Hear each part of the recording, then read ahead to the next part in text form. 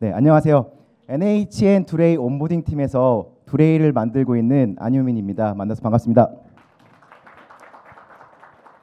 네, 오늘 저의 주제는 이 B2B SaaS 온보딩에 관한 것에 대해서 말씀드릴 예정인데요. 여기 참석해 주신 많은 분들도 아마 한 번쯤은 이 B2B SaaS의 온보딩에 대해서 한 번쯤은 들어보셨을 거라 생각이 됩니다. 그만큼 이 B2B SaaS 시장에서 온보딩이라는 키워드가 굉장히 핫하게 떠오르고 있습니다. 그래서 저는 오늘 B2B SaaS의 전반적인 정의에 대해서 설명을 드려보고요. 그리고 온보딩이 왜 그렇게 중요한지, 그리고 어떻게 온보딩을 하면 좋을지, 마지막으로 온보딩에 대한 저희 개인적인 의견을 좀 공유 드리면서 마치도록 해보겠습니다. 시작하기 전에 앞서서 온보딩에 대해서 조금은 생소하실 수 있는 분들이 계실 수도 있기 때문에 온보딩에 대해서 간단하게 소개를 하고 시작하도록 하겠습니다. 여러분, 온보딩이란 무엇일까요? 일반적으로 온보딩이라고 하면은 비행기나 배에 탑승하는 것을 온보딩이라고 정의하고 있습니다. 비즈니스적으로는 신규 입사자나 이직자가 우리 회사에 잘 적응할 수 있도록 도와주는 그런 과정을 온보딩 한다라고 정의하거나 불리우고 있습니다. 그렇다면은 B2B SaaS에서의 온보딩은 어떻게 정의 내려지고 있을까요? 일반적으로 우리가 B2B SaaS 제품을 만들 때 그렇게 만들죠. 고객들한테 하나하나 의견을 받아서 만들지 않습니다. 무슨 말인가 하면은 고객들이 뭐 이거 만들어 주세요, 저거 만들어 주세요라고 해서 제품을 만드는 것이 아니라 생각을 하겠죠. 내가 업무를 하다 보니까 이렇게 만들면은 우리가 업무가 조금 더 편해지지 않을까? 혹은 세상이 좀 더 편리해지지 않을까? 이렇게 우리 스스로 서비스의 정의와 방향성에 대해서 가설을 세우고 만들게 됩니다. 그래서 B2B SaaS의 온보딩이라고 하면은 이런 우리가 가설을 세운 서비스의 정의와 방향성, 그리고 우리 서비스의 가치에 대해서 고객들에게 공감시키고 이해시키고, 그런 공감과 이해를 통해서 우리 서비스를 잘 사용하게 하는 것을 온보딩이라고 정의하고 있습니다. 굉장히 중요하죠. 잘 사용하게 하는 것보다 우리 서비스의 정의와 방향성을 공감시켜주는 일이 저는 굉장히 중요하다고 생각을 하고 있습니다. 그래서 NHN 두레이에서는 이미 온보딩 팀을 만들어서 우리 고객사들이 두레이를 잘 사용할 수 있도록 최선을 다하고 있고요. 또 앞으로 나올 두레이의 제품군에 대해서도 잘 사용할 수 있도록 온보딩 프로세스나 프로그램들을 업데이트를 계속 하고 있습니다. 그러면은 이제부터 B2B SaaS에 대해서 말씀을 드리고 온보딩에 대해서 차근차근 설명드릴 예정인데요. 먼저 B2B SaaS에 대해서 좀 말씀을 드려보면, 제가 계속 서두에 B2B SaaS 이렇게 말씀을 드리고 있는데, SaaS면 SaaS지 왜 B2C와 B2B SaaS를 나누느냐 이렇게 궁금해하시는 분들이 계실 수도 있을 것 같습니다. 하지만 저는 B2C와 B2B SaaS는 반드시 구분하여야 된다고 생각하고 있습니다. 왜냐하면 각각의 특징들이 다르기 때문인데요. 일반적으로 B2C SaaS는 개인의 필요에 의해서 판매가 되게 됩니다. 즉 구매자와 사용자가 같다는 말입니다. 이게 굉장히 중요한 포인트인데요. 구매자와 사용자가 같기 때문에 서비스가 매력적이거나 가격이 합리적이기만 하면은 이런 모두의 동의가 필요한 어떠한 이해관계적인 업무가 불필요해서 구매자가 바로 구매를 해서 사용을 할 수가 있게 됩니다. 하지만 B2B 같은 경우는 특정 다수, 즉 기업에게 판매가 되는 경우가 일반적이죠. 그래서 특성상 구매자와 사용자가 다를 수밖에 없고요. 구매자와 사용까지, 구매부터 사용까지의 매우 긴 시간이 소요될 수밖에 없고, 모두의 동의가 필요한 이해관계적인 업무가 필연적으로 발생되게 됩니다. 즉 다시 말해서 SaaS의 범주는 B2C SaaS와 B2B SaaS로 나눌 수가 있는데, B2C SaaS 같은 경우는 개인의 필요, 팀의 필요, 이런 개인 대상으로 판매가 되고요. 이런 개인의 대상에 판매가 되기 때문에 모두의 동의가 필요한 이런 업무가 불필요해서 별도의 영업 전략이나 온보딩 전략보다는 마케팅 전략과 서비스에 집중을 하게 됩니다. 이러한 점은 서비스사가 서비스 퀄리티와 서비스의 방향성에만 집중할 수 있는 환경을 굉장히 용이하게 만들어 줄 수 있습니다. 대표적으로 줌이나 윅스가 있을 수 있겠고요. B2B 사스 같은 경우는 계속 말씀드리지만 대규모 조직을 대상으로 판매가 되게 되고 모두의 동의가 필요한 필연적인 이해관계적 업무 때문에 고도의 영업 전략이 중요해지게 됩니다. 그리고 팀이나 개인의 필요에 의한 사용보다는 기업 내의 레거시나 여러 가지 업무 방식에 대한 업데이트, 효율성 이런 거에 대체하기 위해서 도입하는 경우가 많기 때문에 기업 적합성 검토를 위한 온보딩 전략이 중요하게 됩니다. 이러한 점들은 서비스사가 서비스 퀄리티나 서비스의 방향성에만 집중할 수 없는 환경을 만들어주고 그렇게 우리 서비스의 초기에 방향성을 지키는 것이 굉장히 어렵게 작용하기도 합니다. 대표적인 예로 세일즈포스나 SAP가 있을 수 있겠죠. 실제로 영업하시는 분들이 고객분들한테 가서 구매자한테 굉장히 어필이 됐었던 킬링 기능들이 실제 사용자 도입이 되게 되면 실제 사용자들한테는 받아들여지지가 않아서 중요 어카운트가 디부킹되는, 중요 어카운트가 도망가 버리는 그런 상황은 B2B 사스 시장에서 굉장히 비일비재하다고 볼 수 있습니다. 그런 만큼 이렇게 B2C 사스와 B2B 사스는 반드시 그 마케팅 전략, 온보딩 전략, 영업 전략 구분해서 마련해서 핸들링을 해 주셔야 합니다. 그래서 오늘은 이 B2B 사스와 B2B 사스 온보딩에 대해 집중할 예정이고요. 이거를 설명드리기 전에 더 잘 아시는 분도 계시고 더 잘 아시겠지만 추후에 나올 내용에 대해서 B2B 사스의 장점과 단점을 좀 짚고 넘어가면 이해가 좀 편하실 것 같아서 설명을 좀 드리도록 하겠습니다. B2B 사스의 장점이라고 보면은 별도의 설치가 필요 없다는 것입니다. 인터넷에 연결되기만 하면은 언제든지 사용이 가능하기 때문에 특별한 소프트웨어나 이런 것처럼 하드웨어 스펙의 의존도가 낮다는 것을 장점으로 꼽을 수 있고요. 두 번째는 리소스 비용이 부담되지 않는다는 점입니다. 서비스사가 많은 것들을 제공하기 때문에 별도의 운영 인력을 구축할 필요 없이 운영이 가능하다는 점을 장점으로 꼽을 수 있습니다. 세 번째는 클라우드에서 서비스되는 이런 B2B 사스, B2C 사스도 마찬가지겠지만 다양한 환경, 다양한 기기에서 자유롭게 사용하도록 설계가 되기 때문에 굉장히 접근성이 뛰어나다고 볼 수 있습니다. 마지막으로는 유저가 버그의 수정이나 UI, UX 개선, 새로운 기능의 추가 등의 이런 부분들은 하나도 신경 쓸 필요 없이 서비스사가 제공하는 최신 기술과 업데이트를 빠르게 받아볼 수 있다는 점을 장점으로 꼽을 수 있습니다. 앞서 말씀드린 이러한 것들은 결국 기업에게 비용 절감의 효과를 가져오게 됩니다. 반면에 단점을 살펴보면요.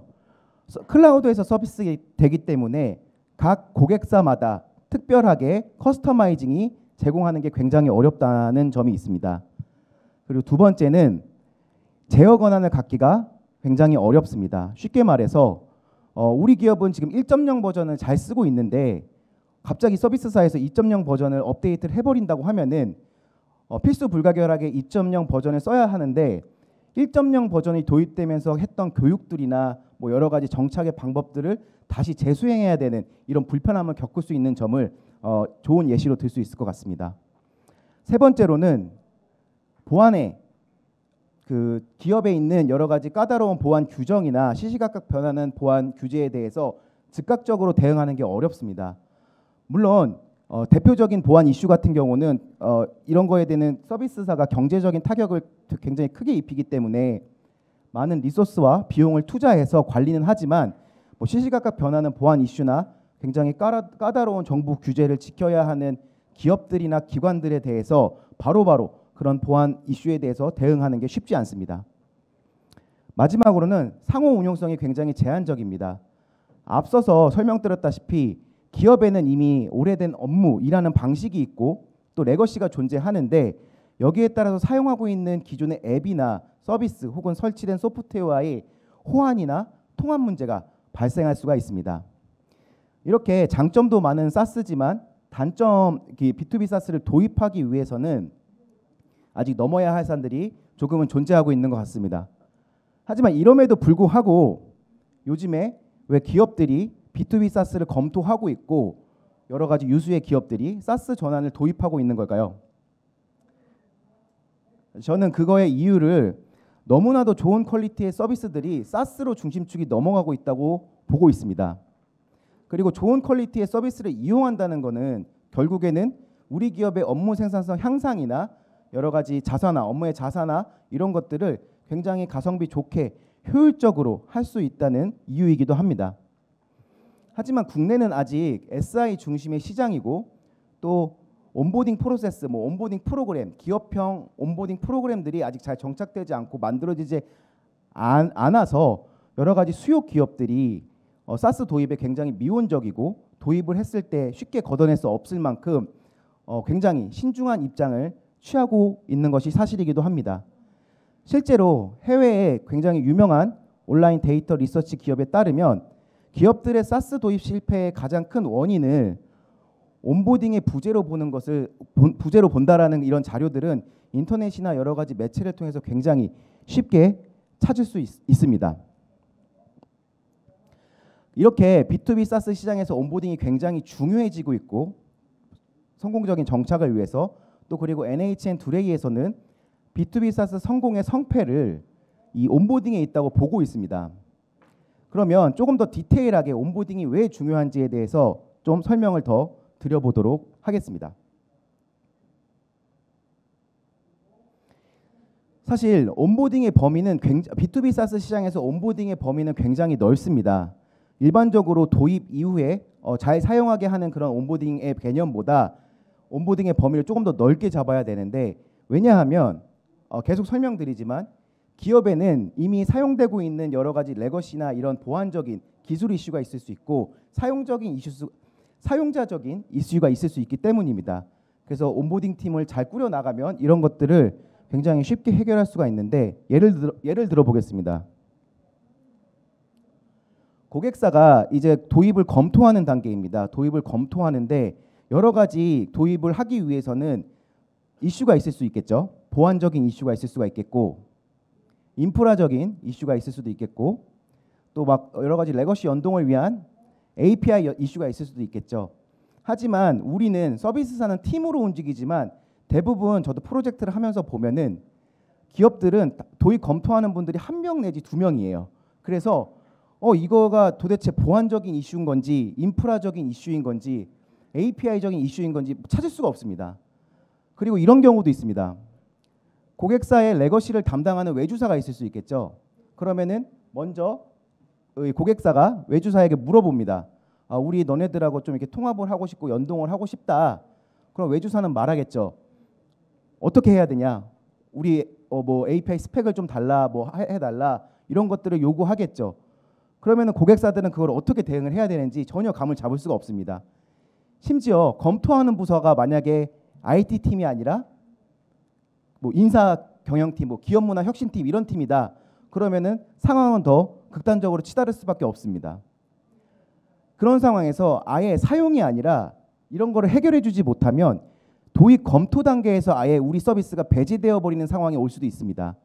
그래서 온보딩 팀, 즉 온보딩 PM이 이러한 고객들의 우리 서비스에 대한 해박한 지식을 바탕으로 고객사들의 이런 기술적인 이슈나 여러 가지 문제점들을 잘 파악해서 각각 담당자와의 원활한 커뮤니케이션을 통해서 기술 이슈를 해결해 줄 수 있습니다. 이렇게 도입 검토 단계에서부터 벌써 온보딩을 통한 신뢰를 쌓아갈 수 있다는 점을 강조드리고 싶습니다. 그리고 이제 사용자적 측면인데요. 예를 들어서 기업에는 한번 들어갔을 때 대규모 조직을 대상으로 하기 때문에 굉장히 많은 사용자들이 사용을 하게 됩니다. 많은 사용자들이 사용한다는 것은 그만큼 의견이 많다는 얘기겠죠. 나는 이렇게 일해왔는데 이거를 너네 서비스로 어떻게 해결을 해야 되니? 라든지 이런 기능이 왜 없어졌어? 만들어줘 라든지 너무나도 많은 요구사항이 발생하게 됩니다. 이런 것 또한 온보딩 PM, 온보딩 팀이 중간에서 해박한 우리 서비스의 지식을 바탕으로 분석해서 이 대칭적인 방법을 제안해 주지 않으면 사용자에게 바로 거절당해서 쉽게 도입할 수 있는 것만큼 쉽게 버릴 수도 있는 게 사스지 않습니까? 그래서 이런 점들을 굉장히 방지해 줄 수가 있고, 제일 중요한 부분, 내부 저항과 요구 사항을 최소화해 줄 수 있습니다. 개발자분들도 계실지 모르겠는데 이 요구 사항을 최소화한다는 점은 정말로 중요한 부분 같습니다. 우리는 사스로 개발해서 계속적인 좋은 퀄리티를 유지하고 우리 서비스의 방향성을 맞게 잡아나가야 되는데 고객사 측에서 요구 사항이 계속 발생하게 되면은 이거를 안 들어줄 수도 없고 들어주자니 소스 관리도 어렵고, 이런 문제점들은 아마 한 번쯤은 다 B2B 사스 기업 대상으로 판매하시는 분들은 겪어보셨을 거라고 저는 확신할 수 있습니다. 두 번째는 B2B 사스 시장에서 가장 중요한 유저의 지속 사용 부분인데요. 우리 서비스를 도입한 담당자가 다른 회사로 이직했을 때 우리 서비스를 도입하지 않고 다른 경쟁사의 제품을 사용한다거나, 아니면은 신규 유입된 여러 가지 고객사들이 무료 체험만 하고 뭐 도망가 버린다거나 이러면은 우리 제품이 성공할 수가 없겠죠. 그래서 온보딩 팀이 압도적인 경쟁사 대비 압도적인 경험을 제공해서 중요한 말이 나오죠. LTV의 향상과 업셀과 크로스셀을 이끌어줄 수가 있습니다. 마지막으로는 제품 성장의 가장 빠른 길은 저는 온보딩에 있다고 생각을 하고 있습니다. 그 이유는 서비스 성장의 기본은 잘 아시겠지만 시장을 분석해서 트렌드를 파악하고 데이터를 분석해서 취합하고 거기에 따른 가설과 검증을 세워서 우리 서비스를 출시하는 게 개선하거나 출시하는 게 제품 성장의 길인데, 사실 B2B 사스의 특성상 이 유능한 기획팀, 개발팀, 디자인팀들이 고객사들을 만나서 이런 것들을 취합하고 분석하는 게 쉽지가 않습니다. 절대 좋은 제품이 나올 수가 없겠죠. 하지만 이제 온보딩 팀이 도입 검토부터 정착, 모니터링까지 진행을 하면서 여러 가지 고객들이 겪었던 어려움들 통일될 수밖에 없거든요. 각 산업군별로 뭐 금융계에서는 이런 것들이 문제였더라. 뭐 예를 들면 제조업에서는 이런 것들이 좀 어려움을 겪더라. 이렇게 좀 취합될 수밖에 없고 시장 분석이 될 수밖에 없습니다. 그러면 그러한 이슈나 여러 가지 개선점들을 우리의 멋진 팀들과 같이 커뮤니케이션 하면서 서비스의 올바른 방향을 잡아갈 수가 있고요. 효율적인 서비스의 성장을 이끌어낼 수가 있습니다. 바로 우리 두레이처럼 말입니다. 네. 이렇게 말씀드린 것처럼 온보딩의 중요성에 대해서 말씀을 계속 드리고 있는데요. 기업이 B2B 사스를 도입하는 과정에서는 여러 가지 많은 단계들이 필요합니다. 화면에 보이시는 것처럼 뭐 영업 단계도 필요하고 도입 검토 단계, 기술적인 이슈를 해결하는 단계, 그리고 교육도 해줘야 되고 또 거기에 따른 모니터링 통해서 제품 개선이나 그리고 아무리 B2B 사스지만 요구사항을 절대 반영을 안 해줄 수가 없습니다. 그런데 이 요구사항을 어떻게 우리가 공통기능으로 마련을 하느냐, 이런 것들이 굉장히 중요하다고 보는데, 이 각각의 단계별로 시기적절한 온보딩이 이루어지면은 이러한 것들을 굉장히 빠르게 해결할 수가 있고 도입부터 정착까지 쉽게 해결할 수 있을 것으로 생각을 하고 있습니다. 내부적으로도 마찬가지입니다. 우리 서비스가 새로운 제품을 출시하거나 아니면은 조금 더 나아가는 방향을 좋게 잡기 위해서는 여러 가지 많은 단계들이 필요한데, 여기서 그냥 고객사의 의견이 없이 뭐 이런 말도 있지 않습니까? 고객은 항상 우리의 갈 방향을 알려준다. 그리고 또 뭐 사용자 중심적인 개발, 사용자 중심의 서비스, 뭐 이런 여러 가지 유명한 말들이 있는데 B2B 사스 시장의 특성상 그런 것들을 굉장히 접하기 어렵다고 앞서서 말씀드렸는데, 각 단계별로 이렇게 시기적절한 온보딩이 이루어진다면은 그러한 것들에 대해서 내부적으로 원활한 커뮤니케이션을 통해서 우리 서비스가 좋게 또 새로운 신규 서비스를 개선하고 나아갈 수 있을 거라고 생각을 하고 있습니다. 네. 온보딩에 대해서 중요성에 대해서 설명을 드렸는데 뭐 고개를 좀 끄덕이시는 분들도 계시고 굉장히 좋습니다. 네, 이제 그래서 이렇게 중요한 온보딩에 대해서 어떻게 하면 좋을까 저희가 준비를 해왔는데, 사실 온보딩이라는 게 굉장히 아까 서두에 말씀드렸다시피 범위가 넓고 또 각각의 생각이 이견이 있을 수가 있어서 지금 제가 말씀드리는 것은 저희 NHN 두레이 온보딩 팀에서 지금도 계속 개선하고 노력하고 있는 부분이긴 한데 정답은 아닙니다. 하지만 저희가 이렇게 제가 지금 이 자리에서 말씀드리는 것들을 통해서 여러 가지 온보딩 팀을 만들려고 계획이 있으신 분들이나 아니면 현재 뭐 CX 부서라든지 이렇게 있는 분들이 인사이트를 얻고 또 좋은 의견이 있으면은 또 주실 수도 있는 이런 계기가 되었으면 좋겠습니다. 저희 NHN 듀레이 온보딩 팀에서는 온보딩의 단계를 5단계로 정하고 있습니다. 5단계로 정하고 있는데 그 중에 1단계는 목표 설정 단계입니다. 목표 설정 단계에서는 고객사의 원츠와 니즈를 파악해서 제품 소개를 하게 됩니다. 일반적으로 제품 소개라고 하면은 뭐 우리 기능은 이래요. 우리 기능은 이러니까 이렇게 쓰시면 돼요. 그리고 우리는 이렇게 만들었어요. 이런 제품 소개는 사실 온보딩 단계에서는 무의미하다고 보고 있고요. 원츠와 니즈를 파악해서 거기에 맞는 제품 소개를 통해서 고객들이 우리 제품의 방향성과 가치에 대해서 이해시키는 부분이 굉장히 중요하다고 보고 있습니다. 그리고 고객사들의 사내 환경 파악이 굉장히 중요하다고 보고 있습니다. 어떠한 인프라 구조를 갖고 있는지, 또 어떠한 업무 방식과 환경을 갖고 있는지, 어떠한 툴로 업무를 하고 있는지. 예를 들어 보면은 영업 단계에서 이제 온보딩 팀이 없으면 적어 오겠죠. 이 사람들 그냥 메신저 업데이트 한대라고 들고 왔어요. 그런데 이 사람들이 메신저를 쓰던 게 모바일 메신저도 있는지, 아니면은 뭐 어떠한 점이 불편해서 바꾸려고 하는지, 카카오톡을 썼는지 뭐 라인을 썼는지, 이런 거에 대한 정보가 없으면 정확한 목표 설정을 할 수가 없습니다. 그래서 목표 설정 단계에서는 이러한 것들을 중요하게 생각해서 하시면 좋을 것 같고요. 이러한 것들을 통해서 앞서 말씀드린 것처럼 우리 제품의 방향성과 고객과의 공감, 그리고 커스터마이징하고 요구 조건을 최소화하고 올바른 뒤에 나올 컨설팅 시나리오의 설정을 하는 것을 목표로, 1단계의 목표로 두시면 좋을 것 같습니다. 다음은 2단계로 컨설팅 단계인데요.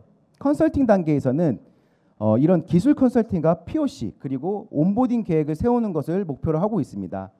컨설팅을 할 때 지금 온보딩 시장을 보면은 온보딩 팀이 있거나 시장을 보면은 이런 테크적인 부분에 대한 컨설팅이 굉장히 누가 인차지를 두고서 하는 기업들이 좀 별로 없는 것 같기는 해요. 하지만 이 기술 컨설팅이 굉장히 중요합니다. B2B 사스에서는. 왜냐하면은 이런 기술 컨설팅을 통해서 이런 이슈들을 최소화시킬 수가 있기 때문에 꼭 기술 컨설팅이 이루어져야 되는 거고요. 그리고 사용자적인 그런 측면에서 그냥 막 제품 소개를 했는데 너무 말씀을 잘하셔갖고 나 이거 쓸게라고 했어요. 그렇게 하더라도 기업한테는 반드시 몇 주간의 POC를 반드시 진행하는 것을 추천드립니다. 왜냐하면은 그 구매자와 사용자가 다르기 때문입니다. 구매자와 사용자가 다르기 때문에 그 우리 서비스를 검토하는 구매자가 사용자가 아니기 때문에 부서별, 사용자별 실제 사용하는 분들의 POC를 진행을 해서 에즈이즈하고 이런 투비 전략들을 제공을 하여야 합니다. 그래서 이런 것들을 통해서 도출되는 해결 과제나 여러 가지 그런 단계를 통해서 온보딩 계획을 수립하는 것을 컨설팅 단계 2단계의 목적으로 잡으시면 좋을 것 같습니다. 3단계는 교육 단계입니다. 교육을 안 할 수는 없겠죠. 이제 우리 서비스가 어떤 툴이고 이런 교육을 해야 되는데 3단계 그 TF의 구성을 추천드리고 있어요. 그냥 일반적으로 우리 기능이 이러니까 이렇게 쓰세요, 이렇게 쓰시면 됩니다라는 교육보다는 실제로 사용할 부서나 사용자의 TF를 잘 구성을 해서 저는 팀장님 정도로 되는 분들이 구성하는 걸 추천드리고 있거든요. 그 이유는 윗사람이 써야지, 그리고 잘 쓰게 돼 있고, 그리고 빠른 결정을 할 수가 있기 때문이에요. 빠른 정착을 유도할 수가 있기 때문이에요. 그래서 그런 부서별, 실제로 사용할 부서별, 사용자별 TF를 구성해서 그 사람들의 업무 방식을 파악해서 시나리오를 짜서 그런 시나리오를 제공해서 그 교육을 진행을 해야 됩니다. 그리고 동일 사례를 반드시 제공하는 것을 추천드리는데, 왜 그러냐면은 아무리 온보딩 팀이 열심히 이런 단계를 짜고 정착 프로그램을 만든다고 하더라도 그 인더스트리에 있는 모든 업무 방식을 저희가 완벽하게 파악할 수가 없습니다.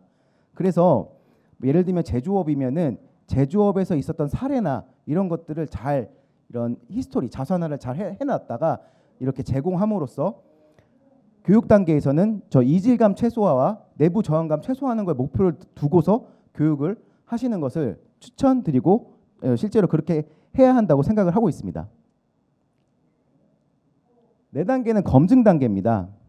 이 검증 단계도 굉장히 중요한데 4단계는 검증 단계에서는 이 온보딩 프로세스에 대한 검증과 그리고 개선 사항 그리고 업무 생산성 효율성에 대한 개선이 됐나 안 됐나의 검증을 하는 것이 굉장히 중요합니다.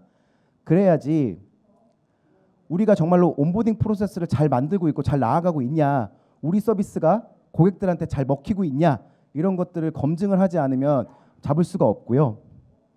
그리고 고객사의 피드백이 없으면 정확하게 우리가 어떤 것을 개선점을 찾아야 되는지를 종잡을 수가 없습니다. 그래서 검증 단계에서 고객사와의 이런 피드백으로 우리 온보딩 프로세스의 개선점을 도출해야 되고, 목표 설정과 컨설팅 단계에서 잡았던 여러 가지 기대 효과나 투비가 있지 않겠습니까? 그러면은 그런 것들이 정말로 생산성과 효율성이 개선이 되었는지 검증하는 절차를 가져서 고객사들에게 리포트를 제공하는 것은 굉장히 신뢰도를 쌓는 데에 중요한 부분을 차지한다고 생각하고 있습니다. 만약에 이 4단계까지 왔는데 어떤 게 제대로 수행이 되지 않았다 그러면은 1단계로 다시 돌아가서 재수행을 하셔야 됩니다. 이렇게 딱 들으셨을 때 너무 단계가 길고 빨리빨리 도입을 원하는 고객사들도 있을 수 있을 거예요. 근데 반드시 그건 온보딩 팀이 잘 설득을 해서 이런 단계를 거치는 것을 추천드립니다. 그렇게 했을 때에는 오픈을 딱 해버리게 되면은 그 쏟아지는 문의 사항과 이런 여러 가지 요구 조건들을 감당하는 것이 더 힘들기 때문에 차라리 이런 단계들을 우리가 목표를 이렇게 잡고 있으니까 좀 도와주십시오라고 해서 단계를 잘 적응하는 것이, 이건 정답은 아니지만 단계를 잘 적용하는 것이 중요하다고 생각을 하고 있습니다. 이 4단계까지 제대로 이루어졌다고 하면은 마지막으로 5단계 정착 단계인데요. 여태까지 4단계에서 고객사를 위해서 일을 했다면 5단계에서는 우리 회사를 위해서 일을 할 차례입니다. 모니터링, 플레이어, 제품 가치인데요. 모니터링을 통해서 우리 제품의 개선점을 도출해야 됩니다. 우리 기능이 어떤 게 문제가 있고 조금 불편한지 이런 것들을 반드시 도출해야 됩니다. 그래야지 서비스가 올바르게 나아갈 수 있고요. 플레이어는 어떤 의미냐면요. 새로운 플레이어를 발굴하여야 됩니다. 그 이유는 사실 우리가 아무리 좋은 서비스라고 해도 뭐 10,000명, 20,000명 되는 기관이나 기업들이 한 번에 10,000명을 계약하는 경우는 거의 없습니다.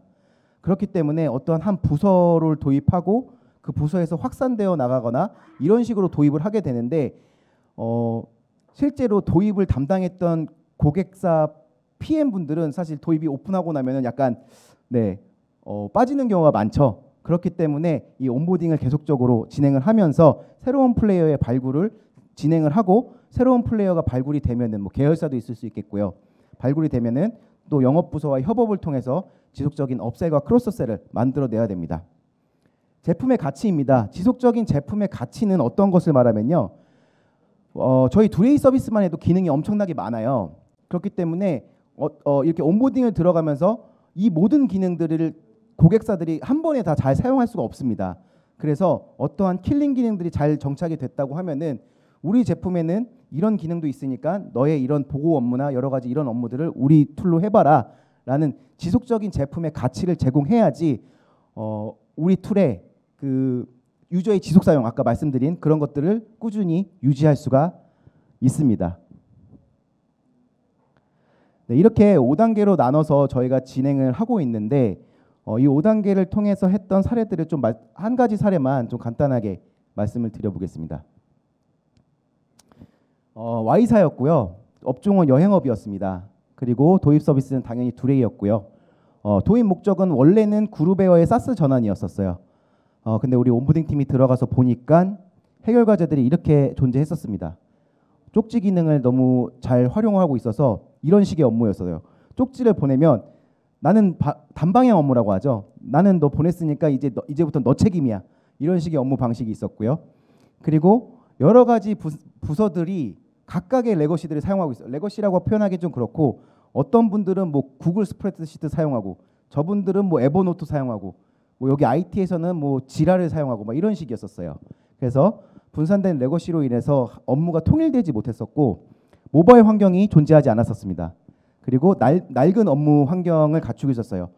낡은 업무 환경이 어떤 이냐면은 보통 그렇죠. 이메일 위주의 업무 환경, 보고서 위주의 업무 환경 이렇게 좀 낡은 업무 환경이었고 그래서 이제 온보딩 단계를 거치면서 이렇게 기대하는 효과를 도출해 넣었습니다.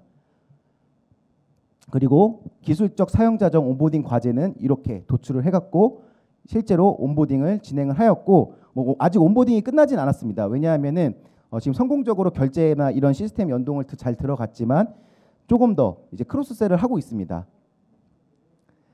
그래서 뭐 하나의 서비스에서 모든 레거시를 연결하겠다라는 점은 저희 기술 컨설팅을 해서 사몰 인증 방식의 SS 연동하고 오픈 API를 제공해서 레거시 연동을 진행을 했습니다. 사용하는 뭐 결제라든가 뭐 여행사가 쓰는 이런 부킹 시스템이 있었더라고요. 그런 거에 대한 연동을 진행을 했고 낡은 업무 환경 같은 경우는 두레이가 이 많은 것들을 다 가지고 있어요. 업무 관리 게시판, 위키, 드라이브, 캘린더, 또 메일까지. 그래서 이런 것들을 잘 설득을 해갖고 업무 환경의 개선을 제시를 하였고 지금 조금씩 사용량이 계속 올라오고 있고요. 모바일 환경은 당연히 두레이가 모바일이 존재하기 때문에 자연적으로 해결되게 되었고 쪽지 같은 기능은 이 부분은 아직도 해결하고 있습니다. 부서들이 좀 많아서 하지만 이제 두레이의 그런 가장 큰 장점인 업무 기능을 통해서 단방향 업무가 아니라 양방향 업무를 했을 때의 장점과 또 이런 업무가 스스로가 업무 자체가 자산화가 되는 점을 계속 강조를 드리면서 개선을 하고 있습니다. 그래서 지금 이렇게 많은 프로젝트와 업무들이 생겨나고 있다는 것은 굉장히 긍정적인 효과고 정착이 잘 되었다라고 판단이 되고요. 조금 더 자세히 보여드리고 싶은데 보안적인 이슈가 있어서 못 보여드린 점은 좀 양해를 부탁드리겠습니다. 네, 이렇게 B2B SaaS에 대한 얘기하고 또 여러 가지 온보딩의 중요성 그리고 온보딩을 하는 방법에 대해서 설명을 드렸는데 사실 제가 앞서서 말씀드린 거를 보면은 온보딩 팀 자체로서 할 수 있는 일은 거의 없습니다. 타 부서와가 무조건 협업을 해야 되고요. 그래서 저는 B2B SaaS 시장에서만큼은 온보딩 팀, 온보딩 PM이 한 명의 PO가 되어야 된다고 생각을 하고 있어요. 왜냐하면 고객과의 저점이 최전선에 있는 팀이기도 하고 또 많은 여러 가지 분석을 하기에도 굉장히 용이하기 때문에 한 명의 PO가 돼서 여러 가지 원활한 커뮤니케이션과 이 프로덕트의 우리 제품의 개선을 이끌어 나가야 된다고 보고 있고 이제 다음은 마치기 전에 앞서서 말씀드렸다시피 이제 온보딩에 대한 저희 개인적인 의견 그리고 여러 가지 프로젝트를 겪으면서 느꼈던 점을 좀 말씀을 드리려고 하는데요. 첫 번째로는 팬덤을 만들자 이겁니다. 우리가 이게 되게 중요한 게 뭐냐면 제품이 도입이 끝났다고 해서 끝나는 게 아니고 이런 식으로 저는 만들고 싶어요. 제가 두레이에 소속되어 있으니까 두레이면은 여행업에서는 두레이를 써야지.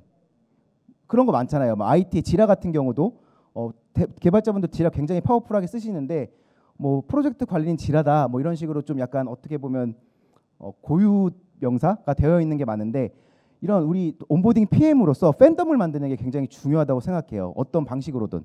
그래서 우리 서비스의 팬이 되게 만들어서 뭐 나를 안효민을 찾을 수가 있고 또 여행업에서는 뭐 제조업에서는 두레이를 써야 된다. 이런 인식을 만들어주는 게 굉장히 중요하다고 생각하고 있습니다. 두 번째는 서두에 말씀드렸는데 프로젝트 오너가 되자입니다. 사실 B2B SaaS의 도입 프로젝트를 진행하다 보면은 사실 이렇게 분석하는 게 쉽지가 않아요. 막 고객의 요구 사항도 많고 해결해야 될 문제도 많고 막 그런데 이 분석하는 거를 책임감을 갖고 했으면 좋겠습니다. 반드시 데이터를 분석하고 취합을 했으면 좋겠고 프로덕트가 내가 프로덕트 오너다라는 생각으로 이렇게 좀 마음을 가졌으면 좋겠습니다. 마지막으로는 공감입니다. 제가 프로젝트를 진행하면서 가장 힘들었던 점은 뭐 기술적인 이슈의 해결이나 정착의 이슈가 아니라 내부 저항의 극복이었어요. 이미 기업들은 너무나 오랫동안 잘 쓰고 있는 업무 방식이 있었고 레거시가 잘 되어 있는 기업도 있었는데 이것들에 대해서 해결하는 게 가장 큰 고민이었어요.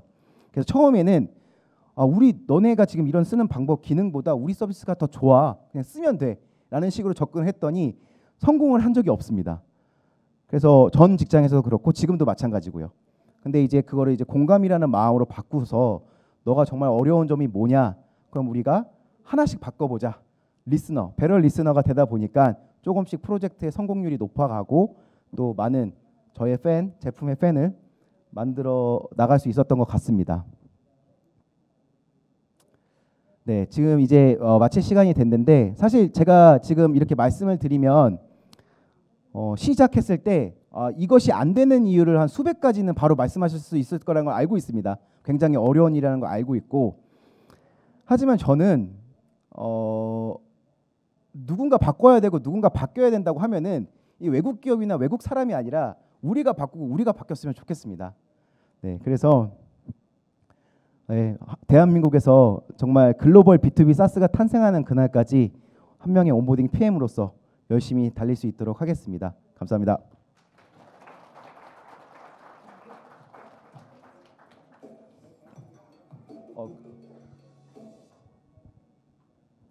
이게 끝났나요? Q&A가 있었는데